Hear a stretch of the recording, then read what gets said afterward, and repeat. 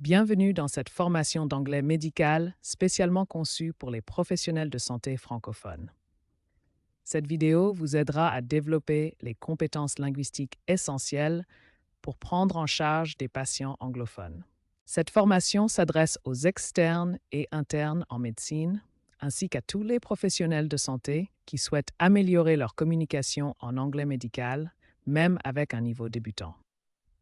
L'objectif principal est de vous donner les outils nécessaires pour communiquer efficacement lors des consultations médicales avec des patients anglophones. Au cours de cette série, nous aborderons des situations concrètes et pratiques que vous rencontrerez dans votre pratique quotidienne. Nous couvrirons les salutations et premières questions, l'anamnèse pour recueillir les antécédents médicaux, la description des symptômes et de la douleur, l'explication des traitements, la préparation aux examens et le vocabulaire médical essentiel. Cette formation est conçue comme un outil pratique et pédagogique. Chaque terme anglais sera prononcé clairement pour faciliter votre apprentissage et vous aider à gagner en confiance. Commençons maintenant votre apprentissage de l'anglais médical. Vous êtes prêt à développer vos compétences pour mieux servir tous vos patients. Dans cette section, nous allons apprendre les salutations essentielles et les premières questions pour établir un contact professionnel et rassurant avec vos patients anglophones. Commençons par les salutations de base. La première impression est cruciale pour mettre votre patient à l'aise. La salutation la plus courante est « Hello, how are you today ?» Écoutons la prononciation correcte. Vous pouvez aussi utiliser « Good morning » le matin ou « Good afternoon » l'après-midi pour être plus formel. Après la salutation, posez une question ouverte pour comprendre pourquoi le patient consulte aujourd'hui. La question la plus utile est « What brings you in today ?» Cette phrase invite le patient à expliquer son problème. Vous pouvez aussi demander « How can I help you today ?» ou « What seems to be the problem ?» selon la situation. Il est important de vérifier l'identité du patient.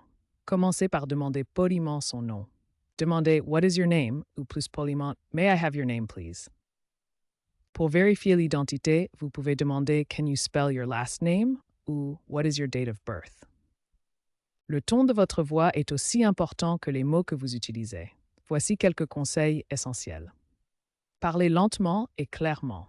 Souriez en parlant, cela s'entend dans votre voix. Maintenez un contact visuel et montrez de l'empathie. Récapitulons les phrases essentielles que vous venez d'apprendre pour établir le premier contact avec vos patients anglophones. Pratiquez ces phrases régulièrement et n'oubliez pas, un ton chaleureux et professionnel mettra vos patients en confiance dès les premiers instants de la consultation. L'anamnèse est la collecte systématique des antécédents médicaux du patient. Cette étape cruciale nécessite des questions précises en anglais pour obtenir des informations complètes et fiables. Commençons par les questions sur les allergies. La question de base est « Do you have any allergies ?» Écoutons la prononciation correcte. Voici des variantes de cette question et des exemples de réponses que vous pourriez entendre. Passons aux questions sur les médicaments actuels. La question principale est « What medications are you currently taking ?» Notez bien la prononciation de « medications » et « currently ». Voici des questions complémentaires importantes et des exemples de réponses typiques concernant les médicaments. Les antécédents familiaux sont cruciaux. Demandez « Do you have a family history of ?» suivi de la condition médicale. Pratiquons la prononciation de « family history ». Voici des exemples spécifiques de questions sur les antécédents familiaux et comment les patients peuvent répondre.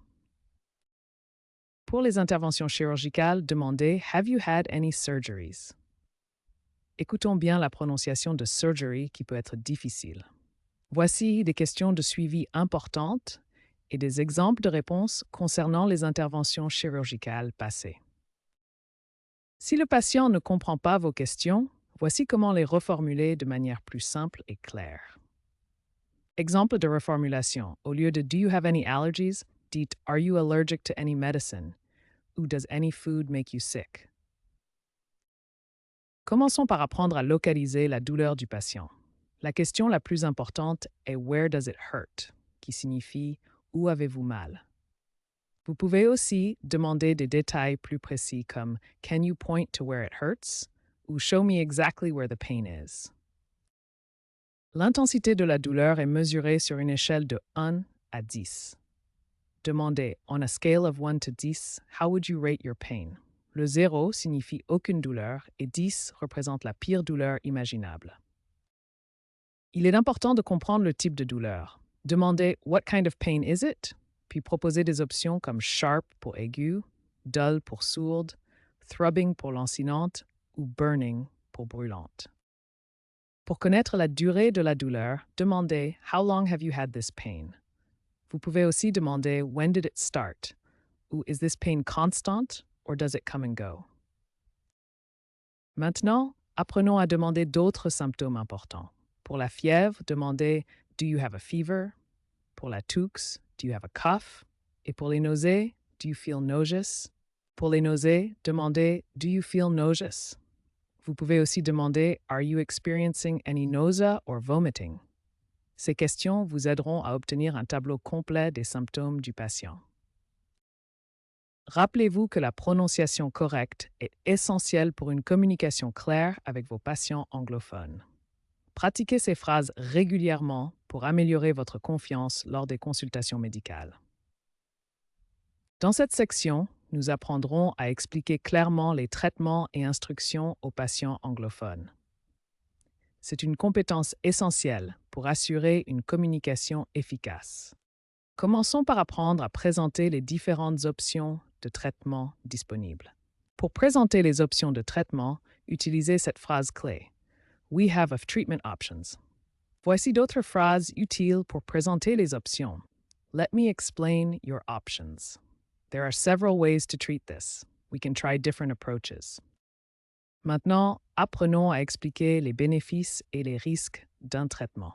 Pour expliquer les bénéfices, commencez par the benefits of this treatment are. Example de benefices. It will reduce your pain. This helps prevent infection. You should feel better in a few days. Pour les risques, utilisez the risks are. Passons maintenant aux instructions de posologie, un aspect crucial de la communication médicale. Phrase essentielle pour la posologie. Take this medication 3 times a day. Autres instructions importantes. Take 1 tablet twice daily. Apply the cream morning and evening. Take with food. Il est crucial de s'assurer que le patient comprend bien les instructions. Phrase pour vérifier la compréhension. Do you understand? Do you have any questions? Can you repeat that back to me? Terminons par l'importance d'utiliser un langage simple et d'éviter le jargon médical complexe. Conseils essentiels, utilisez des mots simples, évitez le jargon médical complexe et parlez lentement pour assurer une communication claire. Exemple, au lieu de dire administer the medication, dites simplement take this medicine. La simplicité améliore la compréhension. En maîtrisant ces phrases et techniques, vous pourrez expliquer efficacement les traitements à vos patients anglophones et assurer une communication claire et sécurisée. Dans cette section, nous allons apprendre à préparer les patients pour les examens médicaux et à expliquer les procédures en anglais. Ceci est essentiel pour rassurer les patients et assurer une communication claire. Commençons par expliquer le but de l'examen. La phrase clé est « This test will help us ». Écoutons la prononciation et voyons des exemples concrets. Voici des exemples pratiques. Notez la structure simple et claire qui rassure le patient en expliquant l'objectif de l'examen. Pour décrire les étapes d'une procédure, utilisez des mots de liaison clairs. Regardons l'exemple d'un test d'effort cardiaque. Voici comment expliquer chaque étape du test d'effort. Chaque phrase commence par un indicateur temporel clair. Il est crucial de rassurer le patient pendant l'examen. Utilisez des phrases apaisantes pour réduire l'anxiété. Voici d'autres phrases rassurantes importantes. La communication empathique est essentielle pour le confort du patient. Voici le vocabulaire essentiel pour les examens médicaux. Écoutons la prononciation de chaque terme anglais.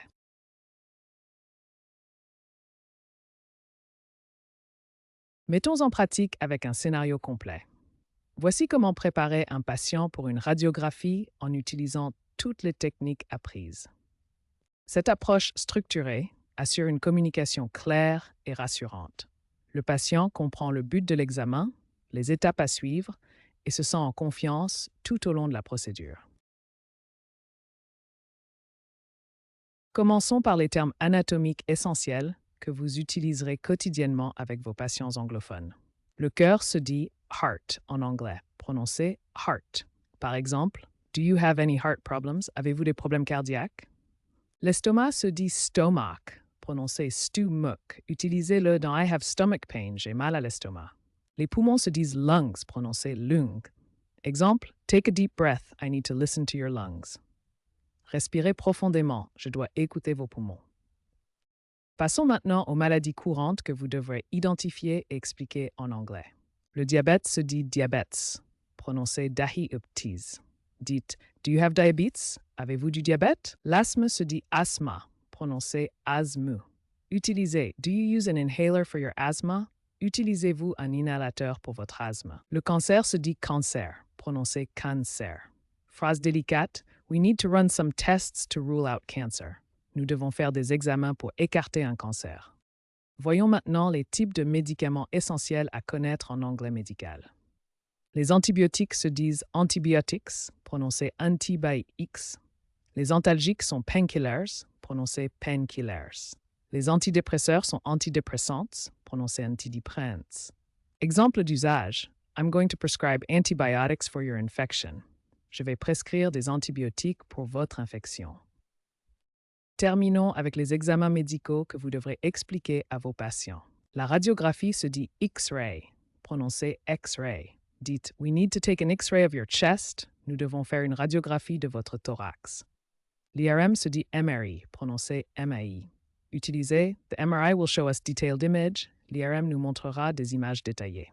L'analyse de sang se dit blood test, prononcé blood test. Phrase utile, we'll do a blood test to check your levels. Nous ferons une analyse de sang pour vérifier vos taux. Ces termes médicaux essentiels vous permettront de communiquer efficacement avec vos patients anglophones. Pratiquez leur prononciation régulièrement pour gagner en confiance lors de vos consultations. Pour conclure cette formation, explorons ensemble des conseils pratiques et des ressources supplémentaires qui vous aideront à améliorer continuellement votre anglais médical. La pratique régulière est essentielle pour progresser. Regardez des vidéos médicales en anglais, lisez des articles scientifiques et cherchez des opportunités de converser avec des collègues anglophones. Utilisez des applications spécialisées et des dictionnaires médicaux en ligne. Ces outils vous permettront d'apprendre à votre rythme et d'accéder rapidement aux termes médicaux spécialisés. N'oubliez pas l'importance de la confiance en soi et de la patience. L'apprentissage d'une langue médicale prend du temps et chaque erreur est une opportunité d'amélioration. Rappelez-vous toujours que l'objectif principal de l'apprentissage de l'anglais médical est de communiquer efficacement avec vos patients pour leur offrir les meilleurs soins possibles. Votre engagement dans cette démarche témoigne de votre professionnalisme et de votre dévouement. Continuez à pratiquer, restez motivé et n'hésitez pas à utiliser ces ressources pour progresser dans votre maîtrise de l'anglais médical. Bonne chance!